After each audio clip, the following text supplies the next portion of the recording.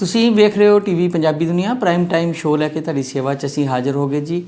ਮੈਂ ਹਰਜੀਤ ਸਿੰਘ ਗਿੱਲ ਤੇ ਮੇਰਾ ਸਾਥ ਦੇਣ ਲਈ ਸਾਡੇ ਨਾਲ ਨੇ ਪ੍ਰੋਫੈਸਰ ਜਗੀਰ ਸਿੰਘ ਕਾਹਲੋਂ, ਟੋਰਾਂਟੋ ਦੇ ਇੱਕ ਜਾਣੀ ਪਛਾਣੀ ਸ਼ਖਸੀਅਤ ਜਿਹੜੇ ਬਹੁਤ ਨੇੜੋਂ ਜੁੜੇ ਹੋਏ ਨੇ ਪੰਜਾਬ ਦੇ ਨਾਲ, ਦਿਨ ਪ੍ਰਤੀ ਦਿਨ ਦੀਆਂ ਘਟਨਾਵਾਂ ਦੇ ਨਾਲ। ਉਹਨਾਂ ਕੋਲੋਂ ਅਸੀਂ ਜਾਣਦੇ ਹਾਂ ਪੰਜਾਬ ਬਾਰੇ ਕੋਈ ਖਬਰਾਂ। ਔਰ ਪੰਜਾਬ ਦੇ ਵਿੱਚ ਇਲੈਕਸ਼ਨ ਦਾ ਦੌਰ ਚੱਲ ਰਿਹਾ ਹੈ, ਕਈ ਤਰ੍ਹਾਂ ਦੇ ਨਵੇਂ ਤਜਰਬੇ ਇਸ ਵਾਰ ਨਵੇਂ ਹੋ ਰਹੇ ਨੇ, ਨਵੀਆਂ ਪਾਰਟੀਆਂ, ਨਵੇਂ ਗਰੁੱਪ। ਔਰ ਇੱਕ ਵੱਡੀ ਐਜੀਟੇਸ਼ਨ ਤੋਂ ਬਾਅਦ ਜਦੋਂ ਪੰਜਾਬ ਦੇ ਲੋਕ ਇਲੈਕਸ਼ਨ ਦੇ ਘੋਲ ਵਿੱਚ ਨੇ ਤੇ ਵੇਖਣ ਵਾਲਾ ਹੋਏਗਾ ਸਮਾਂ ਕਿ ਕਿੰਨਾ ਕੁ ਬਦਲਿਆ ਹੈ ਪੰਜਾਬ ਤੇ ਕਿੰਨਾ ਕੁ ਅਸੀਂ ਬਦਲਣਾ ਚਾਹੁੰਦੇ ਪੰਜਾਬ ਨੂੰ। ਇਹ ਗੱਲਾਂ ਬਾਤਾਂ ਕਰਦੇ ਹਾਂ ਆਪਾਂ ਪ੍ਰੋਫੈਸਰ ਜਗੀਰ ਸਿੰਘ ਕਾਹਲੋਂ ਹੋਰਾਂ ਨਾਲ। ਕਾਹਲੋਂ ਸਾਹਿਬ, ਤੁਹਾਡਾ ਸਵਾਗਤ ਜੀ। ਆਇਆਂ ਨੂੰ ਜੀ। ਬਹੁਤ ਮਿਹਰਬਾਨੀ ਜੀ। ਸਾਰੇ ਦਰਸ਼ਕਾਂ ਨੂੰ ਸਤਿ ਸ੍ਰੀ ਅਕਾਲ, ਨਮਸਕਾਰ, ਅਦਾਵਰਸ ਜੀ।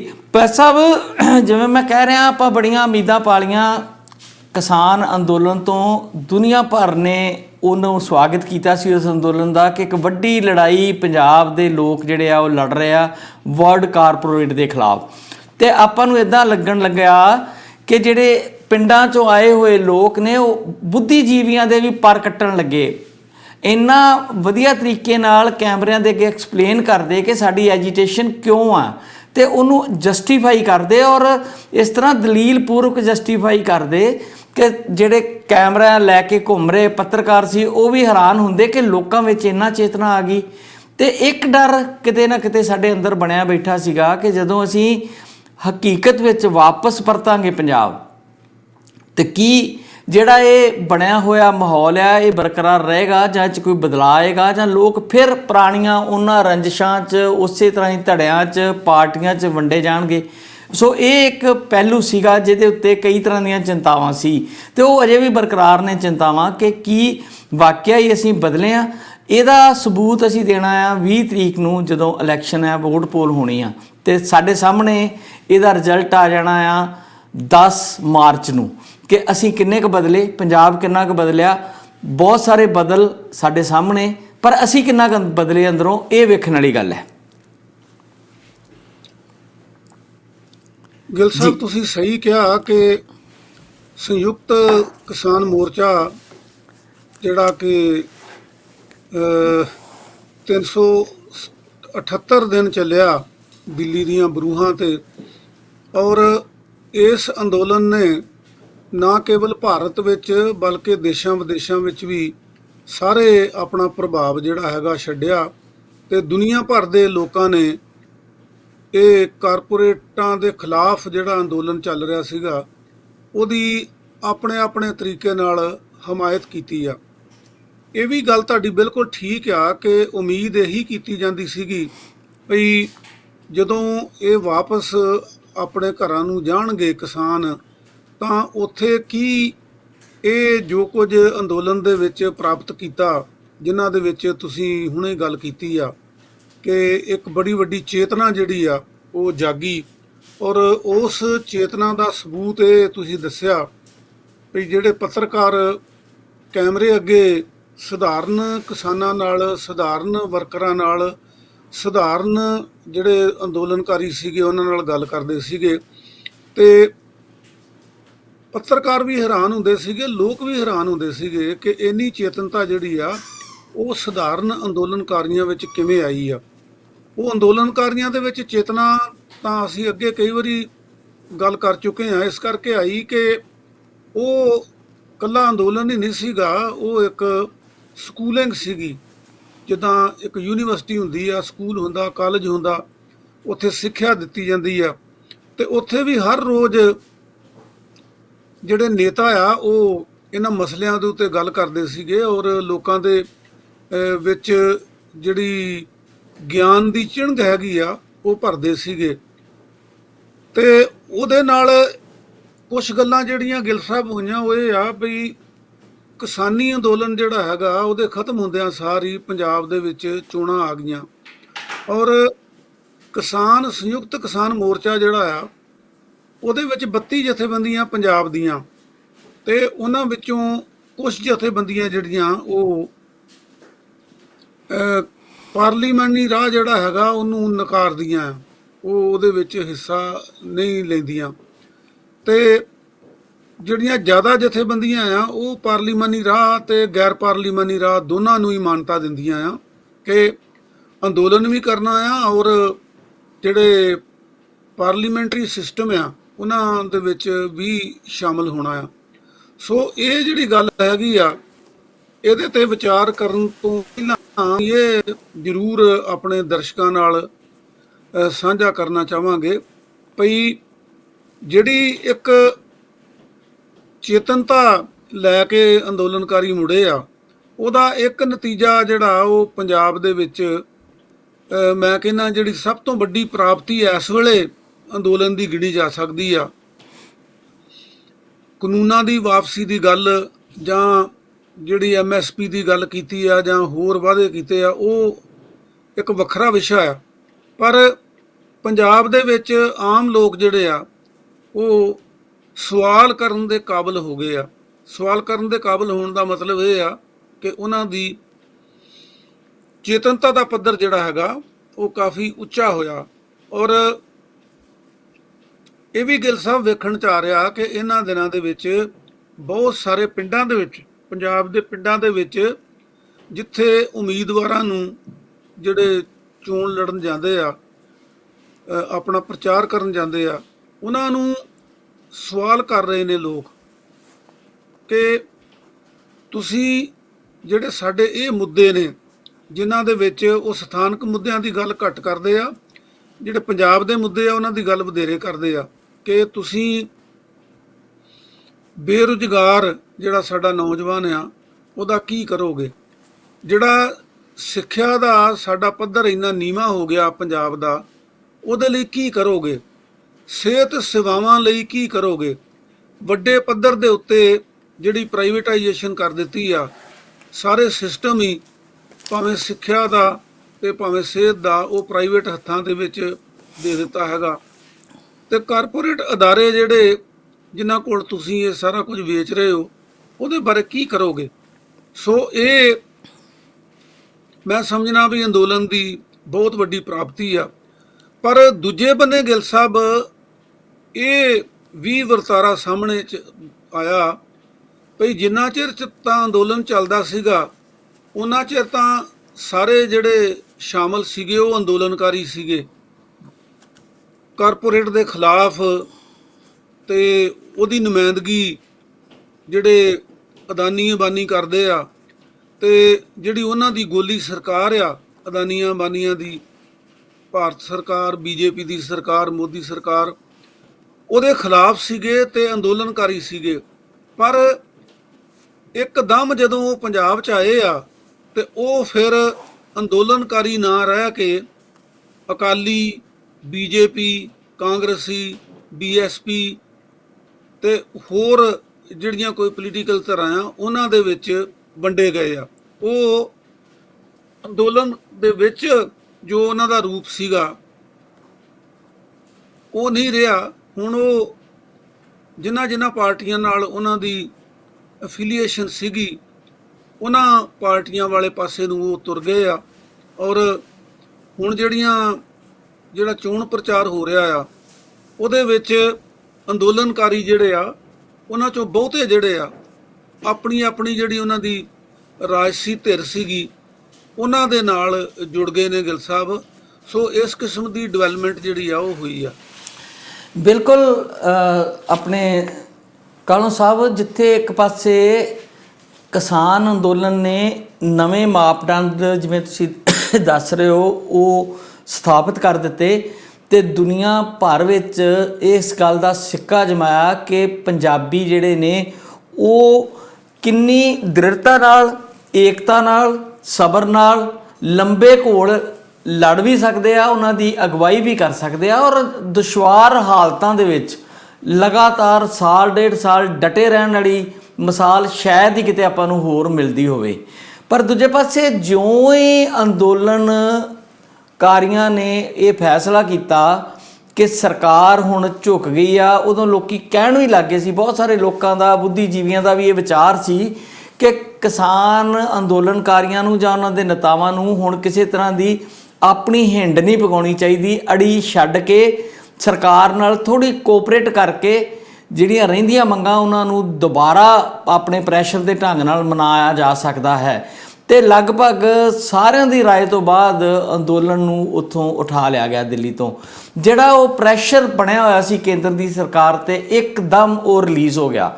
ਉਸ ਤੋਂ ਬਾਅਦ ਜਿਸ ਤਰ੍ਹਾਂ ਸਰਕਾਰਾਂ ਕਰਦੀਆਂ ਹੁੰਦੀਆਂ, ਖਾਸ ਕਰਕੇ ਬੀਜੇਪੀ ਦਾ ਇਤਿਹਾਸ ਇਹ ਆ ਕਿ ਇਹ ਹਮੇਸ਼ਾ ਹੀ ਦਗਾ ਕਰਨ ਵਾਲੀ ਪਾਰਟੀ ਮੰਨੀ ਜਾਂਦੀ ਆ, ਔਰ ਇਹਨੇ ਉਹੀ ਕੰਮ ਜਿਹੜਾ ਉਹ ਕੀਤਾ।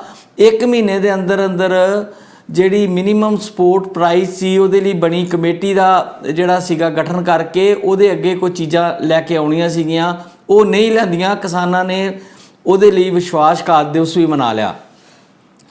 ਲਖੀਮਪੁਰ ਖੇਰੀ ਵਾਲੀ ਘਟਨਾ ਦਾ ਜਿਹੜਾ ਮਿਸ਼ਰਾ ਮੰਤਰੀ ਆ ਉਹਨੂੰ ਡਿਸਮਿਸ ਕਰਨ ਦੀ ਜਿਹੜੀ ਗੱਲ ਸੀ ਉਹ ਲਗਭਗ ਉਹਨਾਂ ਨੇ ਅਣਸੁਣੀ ਕਰ ਦਿੱਤੀ ਤੇ ਹੁਣ ਤੇ ਉਹਦੇ ਬੇਟੇ ਨੂੰ ਕੋਰਟ ਨੇ ਵੀ ਜ਼ਮਾਨਤ ਦੇ ਦਿੱਤੀ ਹੈ। ਯਾਨੀ ਕਿ ਉਹ ਕੇਸ ਵੀ ਠੰਡਾ ਪੈਂਦਾ ਲੱਗਦਾ ਆ। ਜਿਹੜੀਆਂ ਉੱਥੇ ਜਾਨਾਂ ਗਈਆਂ ਉਹਨਾਂ ਦਾ ਕੁਝ ਵੀ ਜਿਹੜਾ ਵਾ ਉਹ ਬਣਦਾ ਨਜ਼ਰ ਨਹੀਂ ਆ ਰਿਹਾ। ਦੂਜੇ ਪਾਸੇ ਕਿਸਾਨ ਆਗੂਆਂ ਤੇ ਕੇਸ ਜਿਹੜੇ ਪਏ ਹੋਏ ਨੇ, ਬਰਾਬਰ ਦਾ ਕੇਸ ਉਹਨਾਂ ਵੀ ਉੱਥੇ ਬਣਾਇਆ ਕਿ ਸਾਡੇ ਬੀਜੇਪੀ ਦੇ ਕੁਝ ਨੇਤਾਵਾਂ ਦੀ ਇੱਥੇ ਡੈਥ ਹੋਈ ਆ ਤੇ ਉਹ ਜਿਹੜੇ ਲੋਕ ਨੇ ਉਹਨਾਂ ਦੇ ਉੱਤੇ ਵੀ ਸਖਤ ਧਾਰਾਵਾਂ ਲੱਗੀਆਂ ਨੇ, ਉਹਨਾਂ ਨੂੰ ਵੀ ਕੇਸਾਂ ਵਿੱਚ ਉਲਝਾਇਆ ਗਿਆ ਹੈ। ਤੇ ਮੇਰਾ ਖਿਆਲ ਹੈ ਕਿ ਕੁਝ ਬੰਦੇ ਅਰੈਸਟ ਵੀ ਨੇ ਜਿਹੜੇ ਅਜੇ ਛੱਡੇ ਨਹੀਂ ਗਏ ਜਾਂ ਜ਼ਮਾਨਤ ਤੇ ਨਹੀਂ। ਤੇ ਬਾਕੀ ਮੁਆਵਜ਼ਾ ਦੇਣ ਵਾਲੀਆਂ ਮੰਗਾਂ, ਦੂਜੀਆਂ ਸਾਰੀਆਂ ਚੀਜ਼ਾਂ ਜਿਹੜੀਆਂ ਉਹ ਉੱਦਾਂ ਹੀ ਖੜੀਆਂ ਨੇ। ਸਭ ਦਾ ਧਿਆਨ ਇਲੈਕਸ਼ਨ ਵੱਲ ਹੈ। ਵੈਸੇ ਦਿਨ ਤੇ ਹੁਣ 25-30 ਰਹਿ ਗਏ, ਉਸ ਤੋਂ ਬਾਅਦ ਦੁਬਾਰਾ ਨਵੇਂ ਸਿਰੇ ਤੋਂ ਓਡਾ ਵੱਡਾ ਅੰਦੋਲਨ ਖੜਾ ਕਰਨ ਲਈ ਇੱਕ ਵਾਰੀ ਫੇਰ ਜਿਹੜੀ ਆ ਉਹ ਜਦੋਜਹਿਦ 'ਚ ਜਾਣਾ ਪਏਗਾ। ਇਹ ਰਿਜ਼ਲਟ ਜਿਹੜੇ ਆਉਣਗੇ ਇਲੈਕਸ਼ਨ ਦੇ, ਇਹ ਕਿੰਨੇ ਕੁ ਉਹਦੇ ਉੱਤੇ ਪ੍ਰਭਾਵ ਪਾਉਣਗੇ ਕਿ ਜਿਹੜੀ ਥੋੜ੍ਹੀ ਜਿਹੀ ਦਫੇੜ ਸਾਨੂੰ ਪਈ ਦਿਖਦੀ ਆ ਵਿਚਾਰਧਾਰਕ ਪੱਧਰ 'ਤੇ, ਉਹ ਸਮੇਟ ਲਈ ਜਾਏਗੀ ਕਿ ਫਿਰ ਸਾਰੇ ਇੱਕ ਦੂਜੇ ਦੇ ਗਲੇ ਲੱਗ ਕੇ ਦੁਬਾਰਾ ਉਸ ਤਰ੍ਹਾਂ ਦੇ ਮਾਹੌਲ 'ਚ ਆਪਾਂ ਜਾ ਸਕਾਂਗੇ।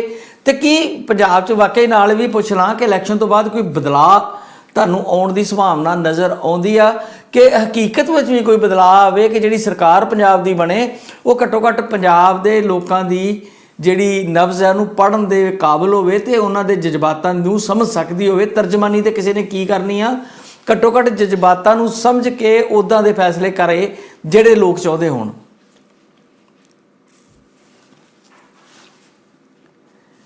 ਅੰਦੋਲਨ ਚੋਂ ਨਿਕਲਦੇ ਸਾਰ ਹੀ ਜਿੱਦਾਂ ਇਲੈਕਸ਼ਨ ਜਿਹੜੇ ਆ ਗਏ ਤੇ ਜਿਵੇਂ ਮੈਂ ਪਹਿਲਾਂ ਕਿਹਾ ਕਿ ਕਿਸਾਨ ਜਥੇਬੰਦੀਆਂ ਜਿਹੜੀਆਂ 22 ਜਥੇਬੰਦੀਆਂ ਤਾਂ ਜਿਹੜੀਆਂ ਉਹ ਪਾਰਲੀਮਾਨੀ ਰਾਹ ਤੇ ਗੈਰ ਪਾਰਲੀਮਾਨੀ ਰਾਹ ਦੋਨਾਂ ਨੂੰ ਮਾਨਤਾ ਦਿੰਦੀਆਂ ਆ ਤੇ 10 ਜਥੇਬੰਦੀਆਂ ਜਿਹੜੀਆਂ ਉਹ ਕੇਵਲ ਤੇ ਕੇਵਲ ਗੈਰ ਪਾਰਲੀਮਾਨੀ ਰਾਹ ਨੂੰ ਹੀ ਮਾਨਤਾ ਦਿੰਦੀਆਂ ਆ। ਇਹ ਕੋਈ ਗੱਲ ਨਹੀਂ, ਮਤਲਬ ਇਹਦੇ 'ਚ ਵੱਖਰੇ ਵੱਖਰੇ ਵਿਚਾਰ ਹੋਣੇ, ਵੱਖਰਾ ਵੱਖਰਾ ਉਹਨਾਂ ਦਾ ਅਕੀਦਾ ਹੋਣਾ, ਇਹ ਕੋਈ ਵੱਡੀ ਗੱਲ ਨਹੀਂ ਹੈ। ਔਰ ਡੈਮੋਕ੍ਰੇਸੀ ਦੇ ਵਿੱਚ ਇਹ ਹੱਕ ਵੀ ਆ ਕਿ ਵੱਖਰੀਆਂ ਵੱਖਰੀਆਂ ਵਿਚਾਰਧਾਰਾਵਾਂ ਜਿਹੜੀਆਂ ਹੈਗੀਆਂ ਉਹਨਾਂ ਨੂੰ ਮੰਨਣ ਜਾਂ ਨਾ ਮੰਨਣ ਦੀ ਗੱਲ ਜਿਹੜੀ ਹੈਗੀ ਆ ਉਹ ਹਰ ਇੱਕ ਦਾ ਹੱਕ ਆ। ਪਰ ਇਹਦੇ ਵਿੱਚ ਜਿਹੜੀ ਹੁਣ ਪੰਜਾਬ ਦੀ ਸਥਿਤੀ ਆ ਇਹਦੇ ਵਿੱਚ ਕੁਛ ਇੱਕ ਦੇਖੋ, ਇੱਕ ਤਾਂ ਅਸੀਂ ਸਿਧਾਂਤਾਂ ਦੀ ਗੱਲ ਕਰਦੇ ਹਾਂ ਤੇ ਗਿੱਲ ਸਾਹਿਬ ਸਿਧਾਂਤਾਂ ਨੂੰ ਲਾਗੂ ਕਰਨ ਵਾਲੇ ਜਿਹੜੇ ਲੀਡਰ ਨੇ ਨਾ ਉਹ ਹੈ ਤਾਂ ਹਿਊਮਨ ਬੀਇੰਗ ਨੇ ਨਾ, ਤੇ ਹਿਊਮਨ ਬੀਇੰਗ ਦੀਆਂ ਜਿਹੜੀਆਂ ਕਮਜ਼ੋਰੀਆਂ ਨੇ ਉਹ ਲੀਡਰਾਂ ਦੇ ਵਿੱਚ ਵੀ ਹੋਣੀਆਂ ਸੁਭਾਵਿਕ ਨੇ। ਜਿੱਥੋਂ ਤੱਕ ਇਸ ਗੱਲ ਦਾ ਸਵਾਲ ਆ ਉਹਦੇ 'ਚ ਬਹੁਤ ਸਾਰੇ ਵਿਚਾਰਵਾਨਾਂ ਦਾ ਇਹ ਵਿਚਾਰ ਆ ਕਿ ਬਈ ਮੋਰਚੇ ਦੇ ਵਿੱਚ ਬਲਬੀਰ ਸਿੰਘ ਰਾਜੇਵਾਲ ਹੋਰਾਂ ਦੀ ਪ੍ਰੋਜੈਕਸ਼ਨ ਜਿਹੜੀ ਆ ਵਾਜਬ ਤੌਰ ਦੇ ਉੱਤੇ ਉਹ ਬਹੁਤ ਜ਼ਿਆਦਾ ਹੋਈ ਤੇ ਦੂਜੇ ਜਿਹੜੇ ਲੀਡਰ ਨੇ ਉਹਨਾਂ ਦੀ ਪ੍ਰੋਜੈਕਸ਼ਨ ਉਸ ਹਿਸਾਬ ਨਾਲ ਨਹੀਂ ਹੋਈ ਜਿੱਦਾਂ ਉਹ ਦਾਅਵਾ ਕਰਦੇ ਆ ਬਈ ਸਾਡੀ ਜਥੇਬੰਦੀ ਦੀ ਮੈਂਬਰਸ਼ਿਪ ਇੰਨੀ ਹੈਗੀ ਆ ਵਗੈਰਾ ਵਗੈਰਾ। ਤੇ ਰਾਜੇਵਾਲ ਹੋਰਾਂ ਦਾ ਜਿਹੜਾ ਮਤ ਸੀਗਾ ਜਾਂ ਜਿਹੜੇ ਸਿਆਣਪ ਕਲੈਕਟਿਵ ਲੀਡਰਸ਼ਿਪ ਦੀ ਨੂੰ ਅਸੀਂ ਕ੍ਰੈਡਿਟ ਦਿੰਦੇ ਆ ਕਿ ਉਹਨਾਂ ਨੇ ਇਹ ਨਹੀਂ ਵੇਖਿਆ ਵੀ ਕਿਹੜੀ ਜਥੇਬੰਦੀ ਜਿਹੜੀ ਆ ਉਹਦੀ ਮੈਂਬਰਸ਼ਿਪ ਘੱਟ ਆ ਜਾਂ ਵੱਧ ਆ। ਉਹਨਾਂ ਨੇ ਇਹ ਦੇਖਿਆ ਵੀ ਰਿਪਰੈਜ਼ੈਂਟੇਟਿਵ ਕਪੈਸਿਟੀ ਦੇ ਵਿੱਚ ਕਿ ਪਾਰਟੀਸਪੇਸ਼ਨ ਜਿਹੜੀ ਆ 32 ਜਥੇਬੰਦੀਆਂ ਦੀ ਆ ਤੇ 32 ਜਥੇਬੰਦੀਆਂ ਦੀ ਇੱਕੋ ਜਿਹੀ ਸਟਰੈਂਥ ਹੋਣੀ ਜਿਹੜੀ ਆ ਉਹ ਹੋ ਨਹੀਂ ਸਕਦੀ। ਤੇ ਇਹਦੇ ਵਿੱਚ ਇਹ ਵੀ ਵਿਚਾਰ ਕੀਤਾ ਜਾਂਦਾ ਵੀ ਜਿਹੜੇ ਗੈਰ ਪਾਰਲੀਮਾਨੀ ਰਾਹ ਵਾਲੀਆਂ ਜਥੇਬੰਦੀਆਂ ਆ ਉਹਨਾਂ ਦੇ ਵੱਡੇ ਲੀਡਰ ਜਿਹੜੇ ਆ ਉਹ ਅੰਦਰੋਂ ਅੰਦਰੀ ਰਾਜੇਵਾਲ ਧੜੇ ਨਾਲ ਖੈਰ ਖਾਂਦੇ ਆ, ਤੇ ਉਹਨਾਂ ਨੇ ਹੁਣ ਜਿਹੜਾ ਪੱਜ ਲੱਭਿਆ ਉਹ ਇਹ ਆ ਬਈ ਗੈਰ ਪਾਰਲੀਮਾਨੀ ਤੇ ਪਾਰਲੀਮਾਨੀ ਰਾਹ ਵਾਲੀ ਜਿਹੜੀ ਗੱਲ ਹੈਗੀ ਆ। ਜੇ ਆਪਾਂ ਇਹ ਦੇਖੀਏ, ਜਦੋਂ ਕਲਕੱਤੇ ਵੱਲ ਨੂੰ ਗਏ ਸੀਗੇ ਕਿਸਾਨ, ਮਮਤਾ ਬੈਨਰਜੀ ਜਦੋਂ ਚੋਣ ਲੜ ਰਹੀ ਸੀਗੀ, ਤੇ ਨਾਅਰਾ ਕੀ ਲੈ ਕੇ ਗਏ ਸੀਗੇ ਕਿ ਅਸੀਂ ਬੀਜੇਪੀ ਨੂੰ ਹਰਾਉਣ ਲਈ ਪ੍ਰਚਾਰ ਕਰਨ ਚੱਲੇ ਆ। ਤੇ ਪ੍ਰਚਾਰ ਵੀ ਇਹ ਕੀਤਾ ਸੀਗਾ ਕਿ ਬੀਜੇਪੀ ਹਰਾਓ, ਕਿਉਂਕਿ ਬੀਜੇਪੀ ਦੀ ਗਵਰਨਮੈਂਟ ਨੇ ਐਂਟੀ ਫਾਰਮਰਸ, ਐਂਟੀ ਪੀਪਲ ਜਿਹੜੇ ਬਿੱਲ ਆ ਉਹ ਲਿਆਂਦੇ ਆ, ਕਾਨੂੰਨ ਲਿਆਂਦੇ ਆ। ਉਦੋਂ ਕਿਸਾਨ ਮੋਰਚੇ ਦੇ ਲੀਡਰ ਜਿਹੜੇ ਆ ਉਹ ਪਾਰਲੀਮਾਨੀ ਰਾਹ ਨੂੰ ਅਪਣਾ ਰਹੇ ਸੀਗੇ। ਉਸ ਤੋਂ ਬਾਅਦ ਹੁਣ ਜਦੋਂ ਯੂਪੀ ਦੇ ਵਿੱਚ ਇਲੈਕਸ਼ਨ ਹੋ ਰਹੀ ਆ, ਯੂਪੀ ਦੇ ਵਿੱਚ ਸੰਯੁਕਤ ਕਿਸਾਨ ਮੋਰਚੇ ਦੇ ਲੀਡਰ ਜਿਹੜੇ ਆ ਉਹ ਜਾ ਰਹੇ ਆ, ਉੱਥੇ ਵੀ ਇਹੀ ਨਾਅਰਾ ਆ ਕਿ ਬੀਜੇਪੀ ਹਰਾਓ। ਬੀਜੇਪੀ ਹਰਾਓ ਦਾ ਮਤਲਬ ਕੀ ਆ ਕਿ ਜਿਹੜਾ ਉੱਥੇ ਮੋਰਚਾ ਬਣਿਆ ਹੈਗਾ ਸਮਾਜਵਾਦੀ ਪਾਰਟੀ ਦਾ ਤੇ ਲੋਕ ਦਲ ਦਾ, ਉਹਨੂੰ ਜਿਤਾਓ। ਤੇ ਇਹ ਗੱਲ ਜਿਹੜੀ ਆ ਇਹ ਇੱਥੇ ਪੰਜਾਬ ਦੇ ਵਿੱਚ ਸਮਝ ਨਹੀਂ ਆਈ। ਮੈਂ ਸਮਝਣਾ ਵੀ ਇਹਨਾਂ ਦੇ ਸਿਧਾਂਤਕ ਮਤਭੇਦਾਂ ਨਾਲੋਂ ਜਿਹੜੇ ਨਿੱਜੀ ਈਰਖਾ ਵਾਲੇ ਮਤਭੇਦ ਆ ਜਾਂ ਇੱਕ ਦੂਜੇ ਦਾ ਵਿਰੋਧ ਕਰਨ ਵਾਲੇ ਜਿਹੜੀ ਕਿ ਹਿਊਮਨ ਵੀਕਨੈਸ ਹੁੰਦੀ ਹੈਗੀ ਆ, ਉਹ ਜ਼ਿਆਦਾ ਹੈ। ਇਹਦੇ ਕਰਕੇ ਹੁਣ ਜਿਹੜੇ ਰਾਜੇਵਾਲ ਨਾਲ ਕੋਈ ਜਿਹੜੀ ਹਿਊਮਨ ਜੈਲਸੀ ਆ ਉਹ ਕਰਨ ਵਾਲੇ, ਤੇ ਪਲੱਸ ਜਿਹੜਾ ਸਾਡਾ ਸੁਭਾਅ ਹੈਗਾ ਕਿ ਬਈ ਅਸੀਂ ਮੌਕਾ ਵਿਚਾਰ ਕੇ ਗੱਲ ਨਹੀਂ ਕਰਨੀ। ਹੁਣ ਮੰਨ ਲਓ ਜਿਹੜੀਆਂ ਗੈਰ ਪਾਰਲੀਮਾਨੀ ਧਿਰਾਂ ਆ ਉਹ ਜਦੋਂ ਨੋਟਾਂ ਨੂੰ ਵੋਟ ਕਰਨ ਲਈ ਕਹਿ ਰਹੀਆਂ ਹੈਗੀਆਂ, ਕੁਛ ਜਥੇਬੰਦੀਆਂ ਨੇ ਕਿਹਾ ਬਈ ਨੋਟਾਂ ਨੂੰ ਕਰੋ। ਨੋਟਾਂ ਦਾ ਮਤਲਬ ਇਹ ਹੁੰਦਾ ਹੈਗਾ ਕਿ ਜਦੋਂ ਸਾਰੀਆਂ ਧਿਰਾਂ ਇੱਕੋ ਜਿਹੀਆਂ ਹੈ ਨਾ, ਭਈ ਇਹ ਜੀ ਕੋਈ ਵੀ ਸਾਡੀ ਵੋਟ ਦਾ ਅਧਿਕਾਰੀ ਨਹੀਂ ਹੈ, ਉਸ ਵੇਲੇ ਨੋਟਾਂ ਦੀ ਵਰਤੋਂ ਕਰਨੀ ਜਿਹੜੀ ਆ ਉਹ ਵਾਜਬ ਠਹਿਰਾਈ ਜਾ ਸਕਦੀ ਆ। ਜਦੋਂ ਕਿਸਾਨਾਂ ਦੀ ਇੱਕ ਧਿਰ, ਉਹ ਕਿਸਾਨਾਂ ਦੀ ਹਮਦਰਦ ਧਿਰ ਨਹੀਂ ਹੈ, ਉਹ ਕਿਸਾਨਾਂ ਦੀ ਰਿਪਰੈਜ਼ੈਂਟੇਟਿਵ ਧਿਰ ਆ, ਨੁਮਾਇੰਦਗੀ ਕਰ ਰਹੀ ਹੈਗੀ ਆ, ਤੇ ਉਹਨੂੰ ਵੀ ਅਸੀਂ ਦੂਜੀਆਂ ਪਾਰਟੀਆਂ ਦੇ ਬਰਾਬਰ ਰੱਖ ਲਿਆ, ਤਾਂ ਮੇਰਾ ਖਿਆਲ ਆ ਵੀ ਇਹ ਜਿਹੜਾ ਵਿਚਾਰ ਵਟਾਂਦਰਾ ਕਰਕੇ ਜਾਂ ਸਿਰ ਜੋੜ ਕੇ ਬਹਿਸ ਕਰਕੇ ਕਿਸੇ ਮਸਲੇ ਦਾ ਹੱਲ ਕੱਢਣਾ ਆ, ਉਹ ਇਹ ਹੱਲ ਨਹੀਂ ਹੈ। ਤੇ ਇਹਦਾ ਨਤੀਜਾ ਜਿਹੜਾ ਆ ਜੀ ਉਹ ਇਸ ਵੇਲੇ ਜਿਹੜਾ ਸਾਹਮਣੇ ਆ ਰਿਹਾ ਜ਼ਾਹਰਾ ਤੌਰ ਤੇ ਉਹ ਇਹ ਆ ਕਿ ਅਸੀਂ ਅੱਗੇ ਵੀ ਕਹਿੰਦੇ ਰਹੇ ਹਾਂ ਔਰ ਆਮ ਲੋਕ ਵੀ ਕਹਿੰਦੇ ਨੇ, ਸਿਆਣੇ ਲੋਕ ਖਾਸ ਕਰਕੇ ਕਹਿੰਦੇ ਨੇ ਕਿ ਪੰਜਾਬ ਦੀਆਂ ਰਵਾਇਤੀ ਪਾਰਟੀਆਂ ਜਿਹੜੀਆਂ ਆ ਉਹਨਾਂ ਨੇ ਪੰਜਾਬ ਦਾ ਭਲਾ ਨਹੀਂ ਕੀਤਾ। ਉਹ ਭਾਵੇਂ ਸ਼੍ਰੋਮਣੀ ਅਕਾਲੀ ਦਲ ਬੀਜੇਪੀ ਦਾ ਸਾਂਝਾ ਗੱਠਜੋੜ ਸੀਗਾ ਦੀ ਸਰਕਾਰ ਸੀਗੀ ਜਾਂ ਕਾਂਗਰਸ ਦੀ ਸਰਕਾਰ ਸੀਗੀ, ਇਹਦੇ 'ਚ ਤਿੰਨ ਪਾਰਟੀਆਂ ਤਾਂ ਆ ਗਈਆਂ ਨਾ, ਸ਼੍ਰੋਮਣੀ ਅਕਾਲੀ ਦਲ ਆ ਗਿਆ, ਕਾਂਗਰਸ ਆ ਗਈ, ਬੀਜੇਪੀ ਆ ਗਈ। ਇਹਨਾਂ ਨੇ ਕੋਈ ਭਲਾ ਜਿਹੜਾ ਹੈ ਜੀ ਉਹ ਪੰਜਾਬ ਦਾ ਨਹੀਂ ਕੀਤਾ, ਬਲਕਿ ਲੁੱਟਿਆ ਤੇ ਕੁੱਟਿਆ। ਅਗਲੀ ਧਿਰ ਰਹਿ ਗਈ ਆਮ ਆਦਮੀ ਪਾਰਟੀ।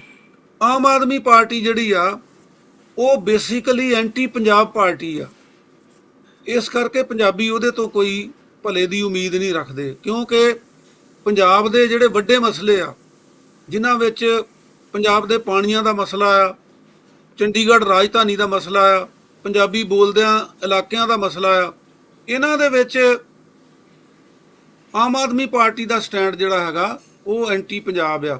ਫਿਰ ਪੰਜਾਬ ਦੀ ਲੀਡਰਸ਼ਿਪ ਨੂੰ, ਪੰਜਾਬ ਦੀ ਲੀਡਰਸ਼ਿਪ ਦਾ ਭਾਵ ਜਿਹੜੀ ਆਮ ਆਦਮੀ ਪਾਰਟੀ ਦੀ ਪੰਜਾਬ ਦੀ ਲੀਡਰਸ਼ਿਪ ਆ, ਉਹਨੂੰ ਕਦੀ ਮਾਨਤਾ ਨਹੀਂ ਦਿੱਤੀ ਗਈ।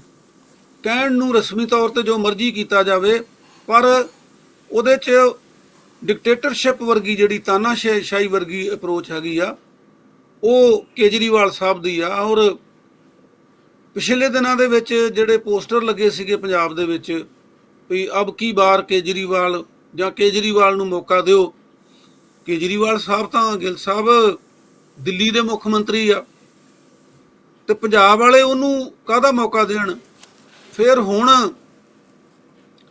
ਪੋਸਟਰ ਜਿਹੜੇ ਆ ਉਹ ਚੇਂਜ ਕੀਤੇ ਆ ਤੇ ਬੜੀ ਮੁਸ਼ਕਲ ਇਧਰੋਂ ਉਧਰੋਂ ਟੱਕਰਾਂ ਮਾਰ ਕੇ ਕਦੀ SPS ਉਬਰਾਏ ਕੋਲ ਜਾ ਕੇ, ਕਦੀ ਸੀਚੇਵਾਲ ਸਾਹਿਬ ਕੋਲ ਜਾ ਕੇ, ਤੇ ਕਦੇ ਇਹ ਵੀ ਭਈ ਰਾਜੇਵਾਲ ਸਾਹਿਬ ਕੋਲ ਜਾ ਕੇ ਕਿ ਅਸੀਂ ਮੁੱਖ ਮੰਤਰੀ ਦਾ ਚਿਹਰਾ ਇਹਨਾਂ ਚੋਂ ਕਿਸੇ ਨੂੰ ਬਣਾਵਾਂਗੇ। ਤੇ ਹੁਣ ਸਾਰੇ ਪਾਸੇ ਕਰਕੇ ਔਰ ਭਗਵੰਤ ਮਾਨ ਨੂੰ ਜੇ ਚਿਹਰਾ ਐਲਾਨਿਆ ਵੀ ਆ ਤੇ ਉਹਦੇ 'ਚ ਵੀ ਜਿਹੜੇ ਪੋਲੀਟੀਕਲ ਪੰਡਤ ਆ ਉਹ ਇਹ ਕਹਿੰਦੇ ਆ ਕਿ ਜਦੋਂ ਚਿਹਰਾ ਆ ਤਾਂ ਭਗਵੰਤ ਮਾਨ ਚਿਹਰਾ ਹੀ ਰਹੇਗਾ, ਮਖੌਟਾ ਹੀ ਰਹੇਗਾ, ਉਹ ਪ੍ਰੈਕਟੀਕਲੀ ਪੰਜਾਬ ਦਾ ਮੁੱਖ ਮੰਤਰੀ ਨਹੀਂ ਹੋਏਗਾ। ਉਹਦੀ ਜਿਹੜੀ ਡੋਰ ਆ, ਉਹਦੀਆਂ ਜਿਹੜੀਆਂ ਤਣਾਵਾਂ ਆ ਉਹ ਕੇਜਰੀਵਾਲ ਸਾਹਿਬ ਕੋਲ ਹੀ ਹੋਣਗੀਆਂ। ਸੋ ਇਹ ਸਿਨੈਰੀਓ ਅੱਜ ਪੰਜਾਬ ਦੇ ਵਿੱਚ ਬਣਿਆ ਪਿਆ ਵਾ ਔਰ ਪੰਜਾਬ ਦੇ ਲੋਕ ਜਿਹੜੇ ਹੈਗੇ ਆ ਉਹ ਠੱਗੇ ਜਾਣ ਦੀ ਸੰਭਾਵਨਾ ਬਣ ਰਹੀ ਆ। ਮਤਲਬ ਕਿ ਜਿਹੜੀਆਂ ਧਿਰਾਂ ਪਹਿਲਾਂ ਧੋਖਾ ਦਿੰਦੀਆਂ ਰਹੀਆਂ ਪੰਜਾਬੀਆਂ ਨੂੰ, ਪੰਜਾਬੀਆਂ ਦੇ ਵਿੱਚੋਂ ਵੱਡੀ ਗਿਣਤੀ ਜਿਹੜੀ ਆ ਫਿਰ ਜਿੱਦਾਂ ਆਪਾਂ ਕਿਹਾ ਵੀ ਉਹ ਰਵਾਇਤੀ ਪਾਰਟੀਆਂ ਦੇ ਨਾਲ ਜਿਨ੍ਹਾਂ ਨਾਲ ਉਹਨਾਂ ਦੀ ਅਫੀਲੀਏਸ਼ਨ ਸੀਗੀ ਉਹਨਾਂ ਨਾਲ ਜਾ ਜੁੜੀਆਂ ਆ। ਸੋ ਬੜੀ ਭੰਬਲ ਭੂਸੇ ਵਾਲੀ ਸਥਿਤੀ ਜਿਹੜੀ ਆ ਜੀ ਉਹ ਪੰਜਾਬ ਦੀ ਸਾਹਿਬ ਆਪਾਂ ਬ੍ਰੇਕ ਤੇ ਜਾਣ ਤੋਂ ਪਹਿਲਾਂ ਮੈਂ ਕੁਐਸਚਨ ਤੁਹਾਡੇ ਨਾਲ ਕਰ ਲਵਾਂ, ਫਿਰ ਆਪਾਂ ਬ੍ਰੇਕ ਤੇ ਜਾਣਾ ਆ। ਕੁਐਸਚਨ ਇਹ ਆ ਕਿ ਜਿਹੜੀਆਂ ਸਿਧਾਂਤਕ ਮਤਭੇਦ ਦੀਆਂ ਆਪਾਂ ਗੱਲਾਂ ਕਰ ਰਹੇ ਹਾਂ ਜਾਂ ਜਿਹੜਾ ਸਮਾਂ ਹੁਣ ਆਪਾਂ ਜਿਹੜੇ ਦੌਰ 'ਚੋਂ ਗੁਜ਼ਰ ਰਹੇ ਹਾਂ ਉਹ ਇੰਨਾ ਸ਼ਾਰਟ ਹੈ ਸਾਡੇ ਕੋਲੋਂ ਕਿ ਇਹ ਗੱਲਾਂ ਜਿਹੜੀਆਂ ਨਾ ਤੇ ਕਰਨ ਦਾ ਕੋਈ ਲਾਭ ਆ, ਨਾ ਲੋਕਾਂ ਤੱਕ ਪਹੁੰਚ ਸਕਦੀਆਂ, ਤੇ ਨਾ ਹੀ ਅਸੀਂ ਇੱਕ ਦੂਜੇ ਨੂੰ ਕ੍ਰਿਟਿਸਾਈਜ਼ ਕਰਕੇ ਕਿ ਕਿਹੜੀ ਧਿਰ ਜਿਹੜੀ ਆ ਉਹ ਇਲੈਕਸ਼ਨ ਲੜਨਾ ਚਾਹੁੰਦੀ, ਕਿਹੜੀ ਨਹੀਂ ਲੜਨਾ ਚਾਹੁੰਦੀ, ਕਿਹੜੀ ਸਪੋਰਟ ਕਰਦੀ, ਕਿਹੜੀ ਨਹੀਂ ਕਰਦੀ, ਇਹਨਾਂ ਗੱਲਾਂ 'ਚ ਪੈ ਕੇ ਆਪਣੀ એનર્ਜੀ ਵੇਸਟ ਕਰਨ ਦੀ ਬਜਾਏ ਜਿਹੜੇ ਫੈਸਲੇ ਹੁਣ ਲੈ ਲਏ ਆ ਜਿਹੜੀਆਂ ਗਰੁੱਪਾਂ ਨੇ ਉਹਨਾਂ 'ਤੇ ਦ੍ਰਿੜ ਰਹਿਣਾ ਚਾਹੀਦਾ ਤੇ ਆਪਣਾ ਪੂਰਾ ਜ਼ੋਰ ਲਾ ਕੇ ਆਪਾਂ ਜਿਹੜੇ ਆ ਗਰੁੱਪ ਜਿਹੜੇ ਆ ਉਹਨਾਂ ਨੂੰ ਆਪੋ ਆਪਣੀ ਲੀਹ ਦੇ ਉੱਤੇ ਕੰਮ ਕਰ ਲੈਣ ਦੇਣਾ ਚਾਹੀਦਾ। ਮੇਰਾ ਨਹੀਂ ਖਿਆਲ ਕਿ ਇਸ ਵੇਲੇ ਆਪਾਂ ਇੱਕ ਦੂਜੇ ਨੂੰ ਦੂਸ਼ਣਬਾਜ਼ੀ ਕਰਕੇ ਕਿ ਫਲਾਣਾ ਧਿਰ ਨੂੰ ਮਾਨਤਾ ਨਹੀਂ ਮਿਲੀ ਜਾਂ ਫਲਾਣੀ ਧਿਰ ਨੂੰ ਆਹ ਗੁੱਸਾ ਆ, ਉਹ ਗੱਲਾਂ ਕਰਨ ਦਾ ਸਮਾਂ ਨਹੀਂ ਆ। ਸਮੇਂ ਦਿਨ ਰਹਿ ਗਏ ਬਹੁਤ ਥੋੜ੍ਹੇ। ਹੁਣ ਤਾਂ ਇਹ ਆ ਕਿ ਜੋ ਹੋ ਗਿਆ ਗਲਤੀ ਜਿੱਥੇ ਵੀ ਹੋ ਗਈ, ਜੇ ਤੇ ਪਹਿਲਾਂ ਬੈਠ ਕੇ ਮਿਲ ਕੇ ਇਹਨਾਂ ਚੀਜ਼ਾਂ ਦਾ, ਕਿਉਂਕਿ ਸਮਾਂ ਉਦੋਂ ਵੀ ਬੜਾ ਘੱਟ ਸੀਗਾ ਔਰ ਜਿਹੜੀਆਂ ਚੁਸਤ ਚਲਾਕੀਆਂ ਹੁੰਦੀਆਂ ਰਵਾਇਤੀ ਪਾਰਟੀਆਂ ਦੀਆਂ ਉਹਨਾਂ ਨੇ ਕਿਤੇ ਨਾ ਕਿਤੇ ਕਿਸਾਨ ਲੀਡਰਸ਼ਿਪ ਨੂੰ ਜਿਹੜੀ ਬੜੀ ਸਿਆਣੀ ਸਮਝਦਾਰ ਲੀਡਰਸ਼ਿਪ ਸੀ ਉਹਨੂੰ ਗੁੰਮਰਾਹ ਵੀ ਕਰ ਲਿਆ, ਕਿਤੇ ਕਾਮਯਾਬ ਵੀ ਹੋ ਗਏ। ਉਹ ਸਮਾਂ ਹੀ ਉਹਨਾਂ ਕੱਢ ਲਿਆ ਤੇ ਉਸ ਤੋਂ ਬਾਅਦ ਸਮਾਂ ਹੀ ਇੰਨਾ ਕੁ ਬਚਿਆ ਕਿ ਉਹ ਕੁਝ ਵੀ ਵੱਡੇ ਫੈਸਲੇ ਲੈਣ ਦੇ ਯੋਗ ਜਿਹੜੇ ਉਹ ਨਹੀਂ ਰਹੇ ਤੇ ਜਿਹਦਾ ਖਮਿਆਜਾ ਸ਼ਾਇਦ ਭੁਗਤਣਾ ਵੀ ਪਵੇ। ਪਰ ਜਦੋਂ ਆਪਾਂ ਇਸ ਸਟੇਜ ਦੇ ਉੱਤੇ ਇੱਕ ਦੂਜੇ ਤੇ ਦੂਸ਼ਣਬਾਜ਼ੀ ਕਰਾਂਗੇ ਤੇ ਉਹ ਮੇਰੇ ਖਿਆਲ ਬਿਹਤਰ ਨਹੀਂ ਆ। ਬਿਹਤਰ ਇਹ ਆ ਕਿ ਆਪੋ ਆਪਣੇ ਵਿਚਾਰਾਂ ਦੇ ਅਨੁਕੂਲ ਜੋ ਕੁਝ ਫੈਸਲੇ ਲਏ ਆ ਉਹਨਾਂ 'ਤੇ ਦ੍ਰਿੜਤਾ ਨਾਲ ਪਹਿਰਾ ਦਿੱਤਾ ਜਾਵੇ ਤੇ ਉਹ ਜੰਗ ਨੂੰ ਆਪੋ ਆਪਣੇ ਢੰਗ ਨਾਲ ਲੜਿਆ ਜਾਵੇ। ਜਦੋਂ ਇਲੈਕਸ਼ਨ ਦਾ ਦੌਰ ਖਤਮ ਹੋ ਜਾਏਗਾ ਫਿਰ ਮਿਲ ਬੈਠ ਕੇ ਨਵੇਂ ਸਿਰਿਓਂ ਨਵੀਂ ਵਿਉਂਤਬੰਦੀ ਜਿਹੜੀ ਆ ਉਹ ਕੀਤੀ ਜਾਵੇ। ਜਿਹੜੀਆਂ ਬਹੁਤੀਆਂ ਵੱਡੀਆਂ ਸਿਧਾਂਤਕ ਗੱਲਾਂ ਨੇ ਨਾ ਉਹ ਮੇਰੇ ਖਿਆਲ ਲੜਾਈ ਦੇ ਯੁੱਧ ਦੇ ਦੌਰ ਦੇ ਵਿੱਚ ਜਿਹੜੀਆਂ ਉਹ ਕਰਨੀਆਂ ਵਾਜਬ ਨਹੀਂ। ਤੇ ਦੂਸਰਾ ਜਿਹੜਾ ਆਪਾਂ ਕਹਿ ਰਹੇ ਹਾਂ ਨਾ ਜੀ ਕਿ ਲੋਕ ਜਿਹੜੇ ਉਹ ਠੱਗੇ ਜਾਣਗੇ, ਕਿਉਂਕਿ ਜਿਹੜੀ ਇਲੈਕਸ਼ਨ ਆ ਹੁਣ ਉਹ ਬਿਲਕੁਲ ਇੱਕ ਕਿਸਮ ਦੀ ਮੈਨੇਜਮੈਂਟ ਟਾਈਪ ਗੱਲਬਾਤ ਹੋ ਗਈ, ਜਿੱਦਾਂ ਦਾ ਪ੍ਰਸ਼ਾਂਤ ਕਿਸ਼ੋਰ ਵਾਲਾ ਫਿਨੋਮਨਾ ਦੇਖਦੇ ਸੀ ਆਪਣਾ। ਉਹ ਮਾਰਕੀਟਿੰਗ ਬਣ ਗਈ, ਪ੍ਰੈਜੈਂਟੇਸ਼ਨ ਬਣ ਗਈ ਵੀ ਕਿਹੜਾ ਬੰਦਾ ਕਿਸ ਤਰ੍ਹਾਂ ਪ੍ਰੈਜੈਂਟ ਕਰਦਾ ਕਿਸੇ ਚੀਜ਼ ਨੂੰ। ਕਿਸੇ ਗਲਤ ਚੀਜ਼ ਨੂੰ ਵੀ ਮਤਲਬ ਮਾਰਕੀਟ 'ਚ ਵਿੱਚ ਸੇਲਜ਼ਮੈਨ ਜਿਹੜੇ ਆ ਉਹ ਮਿੱਟੀ ਦੀ ਥੈਲੀ ਵੀ ਵੇਚ ਜਾਂਦੇ ਸੋਨਾ ਕਹਿ ਕੇ ਤੇ ਲੋਕੀ ਖਰੀਦਦੇ ਆ। ਤੇ ਇਹੋ ਕੁਝ ਹੀ ਜਿਹੜਾ ਸਿਸਟਮ ਹੈ ਉਹਨੇ ਇੰਨੇ ਸਾਲਾਂ 'ਚ ਡਿਵੈਲਪ ਕਰਕੇ ਲੋਕ ਦਾ ਜਿਹੜੇ ਮਨ ਆ ਉਹਨਾਂ ਉੱਤੇ, ਲੋਕਾਂ ਦੇ ਦਿਮਾਗਾਂ ਦੇ ਉੱਤੇ ਇੱਕ ਐਸਾ ਪ੍ਰਭਾਵ ਪਾਇਆ ਜਿਸ 'ਚੋਂ ਯਕਦਮ ਨਿਕਲਣਾ ਇੰਨਾ ਆਸਾਨ ਨਹੀਂ ਆ ਕਿ ਇੱਕ ਮੂਵਮੈਂਟ ਲੜੀ ਤੇ ਸਾਰਾ ਕੁਝ ਹੀ ਕਲੀਨ ਹੋ ਜਾਏਗਾ। ਇਹ ਲੰਬੀ ਜਦੋਜਹਿਦ ਕਰਨੀ ਪਏਗੀ। ਇਲੈਕਸ਼ਨ ਆਪਣੀ ਥਾਂ, ਇਲੈਕਸ਼ਨ ਤੋਂ ਬਾਅਦ ਫਿਰ ਕਿਸਾਨ ਜਥੇਬੰਦੀਆਂ ਨੂੰ ਇੱਕ ਹੋ ਕੇ ਨਾ ਸਿਰਫ ਪ੍ਰੈਸ਼ਰ ਗਰੁੱਪਾਂ ਨੂੰ ਸਗੋਂ ਜਿਹੜਾ ਇਹਨਾਂ ਕੰਮ ਹੁਣ ਸ਼ੁਰੂ ਕੀਤਾ ਕਿ ਸੰਯੁਕਤ ਸਮਾਜ, ਸਾਰੇ ਸਮਾਜ ਨੂੰ ਨਾਲ ਜੋੜਨ ਲਈ ਜਿਹੜੀਆਂ ਸਾਡੇ ਵਿੱਚ ਊਣਤਾਈਆਂ ਨੇ ਪੰਜਾਬੀਆਂ 'ਚ, ਸਾਡੇ ਧਰਮਾਂ 'ਚ ਜਿਹੜੇ ਵਿਗਾੜ ਪੈ ਗਏ। ਮਤਲਬ ਇਹਨੂੰ ਵੱਡੀ ਕੈਨਵਸ ਤੇ ਵਿਚਾਰਨਾ ਪਏਗਾ। ਕੱਲੀ ਲੜਾਈ ਜਿਹੜੀ ਹੈ ਨਿੱਕੇ ਨਿੱਕੇ ਆਰਥਿਕ ਮੁੱਦਿਆਂ ਤੇ ਨਹੀਂ। ਇੱਕ ਗੱਲ ਸ਼ੁਰੂ ਤੋਂ ਰੌਲਾ ਪੈਂਦਾ ਰਿਹਾ ਵੀ ਪਹਿਲਾਂ ਆਰਥਿਕ ਲੜਾਈ ਲੜਦੀ ਹੈ, ਬਾਕੀ ਫੇਰ ਕਰਾਂਗੇ। ਹੁਣ ਕਿਉਂਕਿ ਆਰਥਿਕ ਲੜਾਈ ਅੱਧੀ ਜਦੀ ਜਿੱਤੀ ਜਾ ਚੁੱਕੀ ਆ, ਆਪਣਾ ਦਮਖਮ ਦਿਖਾਇਆ ਜਾ ਚੁੱਕਾ, ਉਹਨਾਂ ਨੂੰ ਆਪਣੀ ਤਾਕਤ ਦਾ ਅਹਿਸਾਸ ਕਰਾ ਦਿੱਤਾ ਗਿਆ। ਹੁਣ ਜਿਹੜੇ ਆਪਣੀਆਂ ਕਮਜ਼ੋਰੀਆਂ ਨੇ, ਆਪਣੇ ਸਮਾਜ ਦੇ ਵਿੱਚ ਜਿਹੜੀਆਂ ਗਲਤੀਆਂ ਨੇ, ਉਹਨਾਂ ਨੂੰ ਦੂਰ ਕਰਨ ਲਈ ਕਿਸਾਨਾਂ ਨੂੰ ਅੱਗੇ ਆਉਣਾ ਪਏਗਾ। ਈਵਨ ਦੋ ਕਿ ਮੈਂ ਤਾਂ ਇੱਥੋਂ ਤੱਕ ਕਹੂੰਗਾ ਕਿ ਜਿਹੜੀਆਂ ਧਾਰਮਿਕ ਕੁਰੀਤੀਆਂ ਨੇ ਉਹਨਾਂ ਵਿਰੁੱਧ ਵੀ ਆਵਾਜ਼ ਉਠਾਉਣੀ ਪਊਗੀ, ਕਿਉਂਕਿ ਸਿੱਖ ਧਰਮ ਜਿਹੜਾ ਰਵਿਦਾਸ ਹੋਰਾਂ ਦਾ ਆਪਾਂ ਜਨਮ ਦਿਨ ਮਨਾ ਰਹੇ ਹਾਂ। ਕੱਲ੍ਹ ਹੀ ਅਸੀਂ ਪ੍ਰੋਗਰਾਮ ਕੀਤਾ ਡਾਕਟਰ ਗੁਰਨਾਮ ਕੌਰ ਹੋਰਾਂ ਦੇ ਨਾਲ।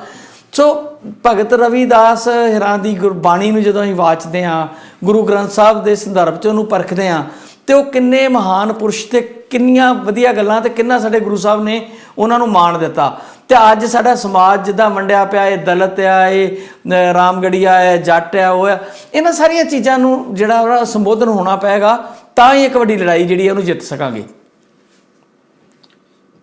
ਬਿਲਕੁਲ ਠੀਕ ਆ ਜੀ ਕਿ ਇਹ ਘਟਨਾਵਾਂ ਜਿਹੜੀਆਂ ਉਹ ਇੰਨੀ ਛੇਤੀ ਵਾਪਰੀਆਂ ਆ ਕਿ ਉਹਦੇ ਵਿੱਚ ਇਹ ਗੱਲ ਠੀਕ ਆ ਕਿ ਜਿਹੜੇ ਵੱਡੀਆਂ ਸਿਧਾਂਤਕ ਬਹਿਸਾਂ ਆ ਉਹ ਕਰਨੀਆਂ ਮੁਸ਼ਕਲ ਸੀਗੀਆਂ। ਪਰ ਹੁਣ ਕਿਉਂਕਿ ਇਸ ਵੇਲੇ ਜਿਹੜੀ ਮੁਸ਼ਕਲ ਆ ਨਾ, ਜਿਹੜੀਆਂ ਕਿਸਾਨ ਧਿਰਾਂ ਹੈਗੀਆਂ, ਉਹ ਮੇਰਾ ਖਿਆਲ ਹੈ ਦੂਜੀਆਂ ਪੋਲੀਟੀਕਲ ਪਾਰਟੀਆਂ ਜਿਹੜੀਆਂ ਉਹਨਾਂ ਦੇ ਖਿਲਾਫ ਉਨੀਆਂ ਨਹੀਂ, ਜਾਂ ਉਹਨਾਂ ਮਤਲਬ ਪ੍ਰੋਪੇਗੈਂਡਾ ਨਹੀਂ ਕਰ ਰਹੀਆਂ ਜਿੰਨੀਆਂ ਉਹ SSM ਦੇ ਖਿਲਾਫ ਕਰ ਰਹੀਆਂ। ਮੈਂ ਸਾਰੀਆਂ ਪਿਛਲੀਆਂ ਗੱਲਾਂ ਬੈਕਗਰਾਊਂਡ ਤਾਂ ਗੱਲ ਕੀਤੀ ਸੀਗੀ ਕਿ ਸੰਯੁਕਤ ਸਮਾਜ ਮੋਰਚਾ ਜਿਹੜਾ ਬਣਿਆ ਆ, ਉਹਦੀ ਸਭ ਤੋਂ ਵੱਡੀ ਧਿਰ ਜਿਹੜੀ ਆ ਉਹ ਸੰਯੁਕਤ ਕਿਸਾਨ ਮੋਰਚਾ ਆ, ਜਿਹੜੇ ਇਕੱਠੇ ਸੀਗੇ। ਤੇ ਉਹਦੇ ਵਿੱਚੋਂ ਜਿਹੜੀਆਂ ਕੁਝ ਧਿਰਾਂ ਉਹ ਕੋਈ ਸਿਆਣਪ ਦਾ ਇਜ਼ਹਾਰ ਨਹੀਂ ਕਰ ਰਹੀਆਂ ਹੈਗੀਆਂ। ਮੈਂ ਇਸ ਕਰਕੇ ਉਹ ਸਾਰੀਆਂ ਗੱਲਾਂ ਪ੍ਰੋਫੈਸਰ ਮੈਂ ਇਹੀ ਕਹਿ ਰਿਹਾ ਕਿ ਇਹ ਦੌਰ ਹੁੰਦੇ ਆ, ਸਮਾਂ ਹੁੰਦਾ ਹੈ, ਕੋਈ ਗੱਲ ਨਹੀਂ, ਇਹਨੂੰ ਕੜਤਣ ਜਿਹੜੀ ਆ ਕੜਤਣ 'ਚ ਨਹੀਂ ਬਦਲਣਾ ਚਾਹੀਦਾ। ਵਿਚਾਰਧਾਰਕ ਬਹਿਸਾਂ ਆਪਾਂ ਬਾਅਦ 'ਚ ਕਰਦੇ ਰਵਾਂਗੇ। ਫਿਲਹਾਲ ਆਪੋ ਆਪਣੇ ਅਕੀਦੇ ਦੇ ਅਨੁਸਾਰ, ਆਪੋ ਆਪਣੀਆਂ ਮਾਨਤਾਵਾਂ ਦੇ ਅਨੁਸਾਰ ਜਿਸ ਤਰ੍ਹਾਂ ਆਪਾਂ ਜਿਹੜੇ ਪਾਸਿਓਂ ਲੜ ਰਹੇ ਹਾਂ ਉੱਦਾਂ ਹੀ ਲੜਨਾ ਚਾਹੀਦਾ। ਔਰ ਇੱਕ ਦੂਜੇ ਤੇ ਦੂਸ਼ਣਬਾਜ਼ੀ ਕਰਕੇ ਜਾਂ ਸਿਧਾਂਤਕ ਗੱਲਾਂ ਨਾਲ ਮੇਲ ਜੋਲ ਕਰਕੇ, ਮੈਂ ਤੁਹਾਨੂੰ ਨਹੀਂ ਕਹਿ ਰਿਹਾ, ਮੈਂ ਸਾਰੇ ਮਤਲਬ ਮੂਵਮੈਂਟ ਦੇ ਸੰਦਰਭ 'ਚ ਗੱਲ ਕਰ ਰਿਹਾ ਕਿ ਆਪਾਂ ਨੂੰ ਇਹਦੇ 'ਚੋਂ ਬਾਹਰ ਨਿਕਲਣਾ ਚਾਹੀਦਾ। ਬਿਲਕੁਲ ਠੀਕ ਆ ਜੀ। ਇਹ ਬੜੀ ਚੰਗੀ ਆ। ਅਸੀਂ ਵੀ ਸਾਰੀਆਂ ਧਿਰਾਂ ਨੂੰ ਇਹੀ ਸਲਾਹ ਦਿੰਦੇ ਆ, ਜਿੱਦਾਂ ਜਿਹੜੀਆਂ ਚੋਣਾਂ 'ਚ ਹਿੱਸਾ ਨਹੀਂ ਲੈ ਰਹੀਆਂ ਕਿਸਾਨ ਧਿਰਾਂ, ਉਹ ਘੱਟੋ ਘੱਟ ਇਸ ਸਮੇਂ ਦੇ ਉੱਤੇ ਚੁੱਪ ਰਹਿਣ। ਤਾਂ ਮੇਰਾ ਖਿਆਲ ਇੱਕ ਚੁੱਪ 100 ਸੁੱਖ ਵਾਲੀ ਗੱਲ ਜਿਹੜੀ ਆ ਉਹ ਹੁੰਦੀ ਹੈਗੀ ਆ। ਕਿਉਂਕਿ ਜਦੋਂ ਅਸੀਂ ਕੋਈ ਬੋਲ ਕੱਢ ਲੈਂਦੇ ਆ, ਭਾਵੇਂ ਕਿਸੇ ਵਿਅਕਤੀ ਦੇ ਖਿਲਾਫ ਕੱਢਦੇ ਆ ਜਾਂ ਜਥੇਬੰਦੀ ਦੇ, ਉਹ ਮੁੜ ਕੇ ਫਿਰ ਵਾਪਸ ਨਹੀਂ ਆਉਂਦਾ ਹੈਗਾ। ਕਹਿੰਦੇ ਬੋਲ ਜ਼ਮਾਨੋਂ ਤੇ ਤੀਰ ਕਮਾਨੋਂ ਨਿਕਲ ਜੇ ਤੇ ਵਾਪਸ ਨਹੀਂ ਆਉਂਦਾ। ਇਸ ਕਰਕੇ ਬਿਲਕੁਲ ਮੈਂ ਤੁਹਾਡੇ ਨਾਲ ਸਹਿਮਤ ਹਾਂ ਕਿ ਜਿਹੜੀ ਆਪਣੀ ਸੁਹਿਰਦਤਾ ਆ, ਜਾਂ ਜਿਹੜੇ ਲੌਂਗ ਟਰਮ ਅਸੀਂ ਇੱਕ ਦੂਜੇ ਦੇ ਸਹਿਯੋਗੀ ਆ, ਉਹ ਤਾਂ ਹੀ ਰਹਿ ਸਕਦੇ ਆ ਜੇ ਸਾਡੀ ਸੁਹਿਰਦਤਾ ਹੋਵੇ। ਦੋਨਾਂ ਧਿਰਾਂ ਨੂੰ ਹੀ ਸੁਹਿਰਦਤਾ ਰੱਖਣੀ ਚਾਹੀਦੀ ਆ, ਆਪਣੇ ਆਪਣੇ ਸਿਧਾਂਤਾਂ ਤੇ ਵੀ ਕਾਇਮ ਰਹਿਣਾ ਚਾਹੀਦਾ। ਜੀ ਇੱਕ ਬ੍ਰੇਕ ਲੈ ਲਈਏ ਕਾਲੋ ਸਾਹਿਬ, ਤੇ ਫਿਰ ਆਪਾਂ ਆਪਣੀ ਗੱਲਬਾਤ ਨੂੰ ਅੱਗੇ ਤੋਰਦੇ ਹਾਂ ਜੀ।